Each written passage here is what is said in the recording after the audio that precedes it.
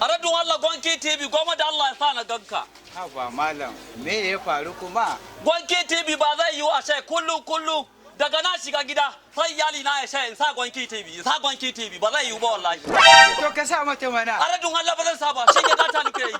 Kullu sai na shi data, saka shi abushi ko abushi ne?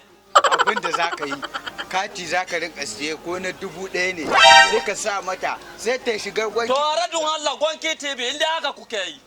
Inda ba za ku rinka ba mu data mu muna yi mata muna kallo ba kuna sa jallabiya kamar mutanen arziki sage ko dogon wando baka sa ba ko dogon wando baka sa ba Gwanke TV fa in ka shiga ma fa kyauta ne ma ake kallo fa. A kan kyauta ne Kyauta ne ma. to aradun Allah inda haka ne Gwanke TV daga yau ni ma ba iyali na ba ni ma sai na kalle shi Wallahi kyauta ne. Gwanke TV na ringa kallon shi kenan to amma na sai ku kuke da wannan fim din da ake shama Annur Annur naku ne Namu ne. to aradun Allah zan bibiye shi A lalle ka. in dai Annur naku ne sai na bibiye shi ana samun shi a Gwanke TV A shi ba a Gwanke TV zaka. ina zan same shi Ka san inda zaka same shi? A'a. A Nesco Record zaka je. a Nasco Record. a Nasco recorder kenan A ba recorder ba. A Nesco Record ake. to in Allah ya yarda zan duba a Nasco recorder in Allah ya yarda sai na dauko Annur Annur ba zan bashi ba in Allah ya yarda A Nesco na Record. gode Gwanke TV To salamu alaikum. sai an jima ko Gode.